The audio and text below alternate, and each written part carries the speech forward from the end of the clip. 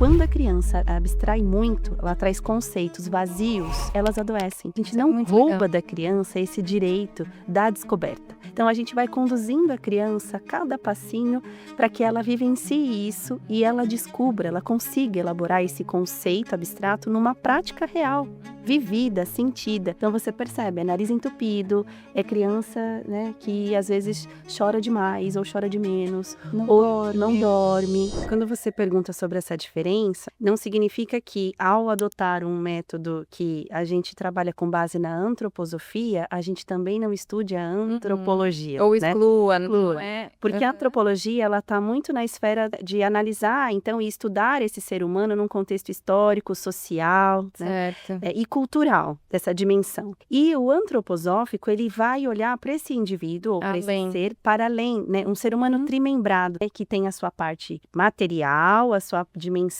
também espiritual, e também ele vai trazer algo para a gente que é a alma humana, né? Então, essa alma, ela precisa ser acalentada, né? Ser cuidada também. E como que a gente tem saúde? É quando tem equilíbrio dessas três esferas, né? Então, para ensinar, trazer um conteúdo, uma vivência, então seja um conteúdo de dimensão instrumental, curricular, né? Da base nacional, inclusive, como também o social dessa criança, ele precisa estar equilibrado em todas as suas esferas, porque se tem um desequilíbrio, isso não gera saúde. Então é por isso que, né, a gente dialoga também com a gente chama de antropologia antroposófica, porque para além desse estudo desse ser humano no social, na história, e na cultura, a gente também olha para essas dimensões que são ocultadas às vezes, né, em outras esferas da educação. E sendo a arte esse lugar de geração de saúde mesmo, me fala assim, como é que é um pouco a rotina do dia a dia, né? Incluindo o ritmo, incluindo esse movimento natural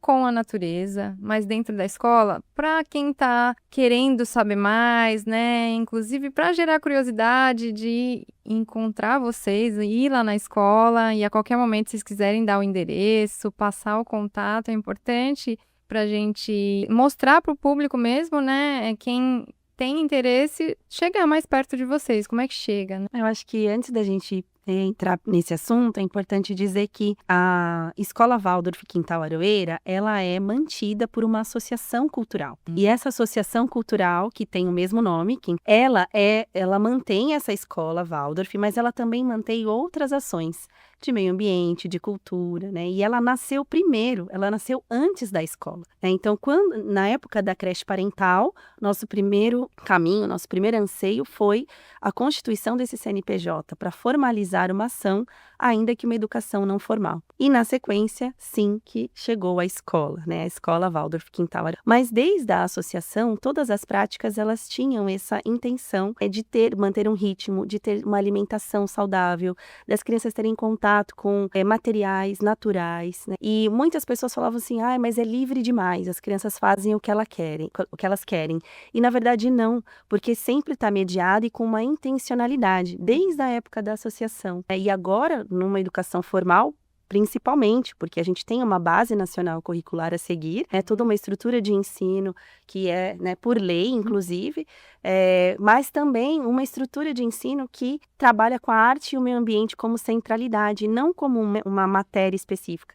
Então, quando as crianças chegam, elas têm um tempinho de ambientação, Tem de uma brincar música, uma roda. Isso. Quando elas chegam todas, quando a gente percebe que a maioria já chegou, subimos para a sala, a gente faz um poema, que a gente chama de o verso da manhã, e esse poema, ele traz alguns alimentos para essas crianças, né, para a alma dessa criança. Então, esses alimentos são o querer, o sentir, para fazer, né? Porque para eu poder fazer algo, eu preciso ter muita vontade. E como a gente trabalha, então, como a gente atua com a educação da vontade da criança? Pela repetição. Então, fazer esse poema todos os dias de manhã vai trazendo para a criança essa vontade, esse amadurecimento da vontade. E antes e depois desse verso, elas vão brincar um pouco, né, numa roda rítmica, que a gente chama, né? Então, ela tem a ver com esse conteúdo. Então, por exemplo, eu estou na época do relógio. Então, eu sou professora do 2º ano e tenho o tema tempo como um tema gerador. Esse tempo, ele já foi trabalhado num primeiro momento e agora eu estou num segundo momento trazendo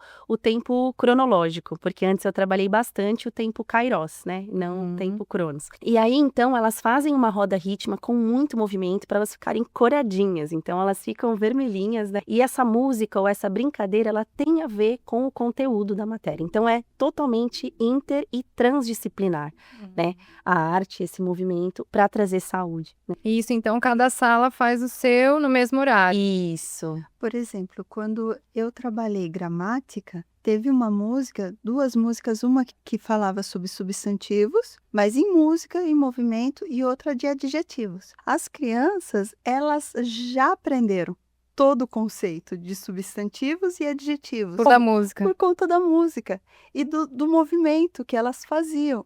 Então, quando chegou o conteúdo mesmo que a gente precisou pontuar, contextualizar, elas viraram assim para falar assim, mas é aquilo? É aquilo. Uhum. Mas elas já sabiam. Ficou mais fácil de Fica muito mais fácil. colocar em prática o conteúdo. É, porque elas já... O entendimento como é que fala? Visceral. Isso. Mas ele se inicia nesse campo das emoções primeiro. Por isso a música? Por isso a música, o movimento, o poema. O poema é um pouco mais sério, mais formal. A gente tem uma postura para fazer o poema. Uhum. Não dá para fazer o poema pulando cordas, Sim. subindo em cima da cadeira. O poema, a criança precisa de uma postura, uma entonação de voz.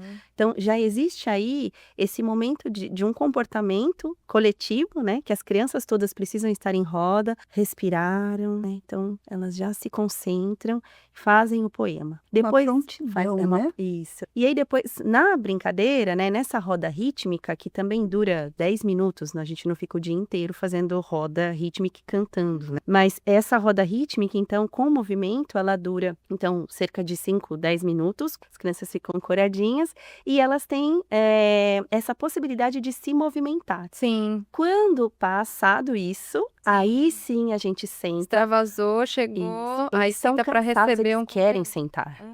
E aí a gente vai fazer a retrospectiva. A retrospectiva, ela é fundamental para a gente, inclusive, avaliar as crianças que não conseguiram lembrar o que a gente aprendeu no dia anterior, ou na semana, inclusive. Então, tem crianças que lembram muito, falam com detalhes que até você nem lembrava a história que você tinha contado, né? Ou, assim, detalhes minuciosos, né, professora Mauri?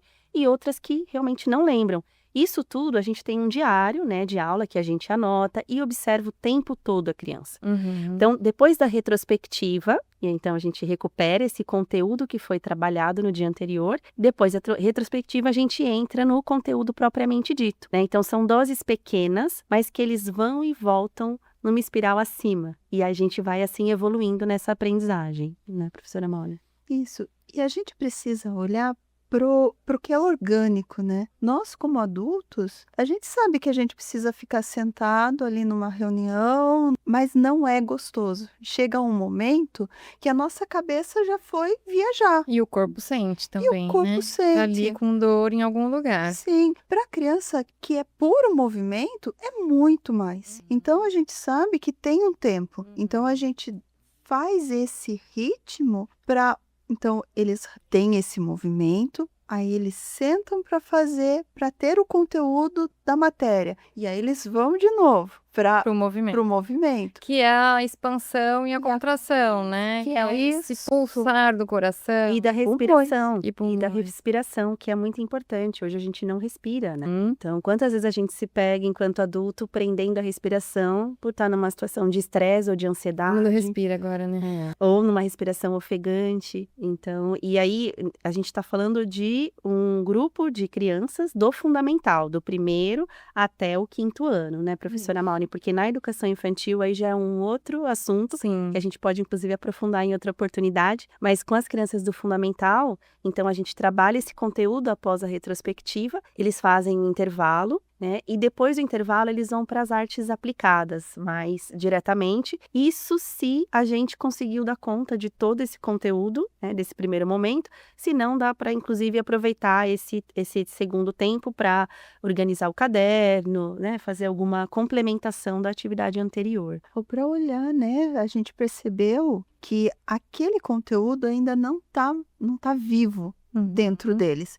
Aí é nesse momento que a gente pode voltar. E aí o que acontece? A gente não vai repetir de novo do mesmo jeito. O professor, o professor Waldorf tem a liberdade de organizar a aula dele para que seja vivo, seja orgânico, porque o que daria certo para minha turma não pode não dar certo para a turma da Carol e vice-versa. E o que Isso é vivo. Isso é muito interessante, que o que eu entendo, né, o pouco que eu conheço também, tem muito dessa liberdade, mas também respeitando cada fase, né? E isso, eu acho que é a grande riqueza da pedagogia Waldorf, né, de entender o olhar para a fase e dar subsídios e ferramentas para que cada criança, então, escalhe a sua própria jornada, né? Faça suas escolhas com responsabilidade. É isso mesmo? Cada ano a gente estuda antes, ou em dezembro, ou em janeiro, a gente pega esse biográfico da criança, por exemplo, a criança de 10, a criança de 11 anos. O que o corpo dela está necessitando? O que o corpo dela tem mais luz ou tem mais desafios? O que eu posso estar organizando esse currículo, que é da base curricular, para estar sendo saudável? E a pedagogia Waldorf tem um currículo através daquela idade. Aquela idade, o que ela está precisando? Sem perder o conteúdo, sem perder o que precisa ser passado, mas olhar com cuidado. Isso. E a forma também, né? Então, por exemplo, eu posso apresentar um conteúdo morto, completamente pronto, engessado, que é o conteúdo das apostilas, né? Que já vem só preencha a lacuna. Então, isso não impede que a gente também use o preencha a lacuna. Mas antes disso, a gente traz um conhecimento que ele é muito imagético, né? Então, tem muitas histórias. Precisa fazer sentido. A gente traz metáforas, a gente traz música, a gente traz...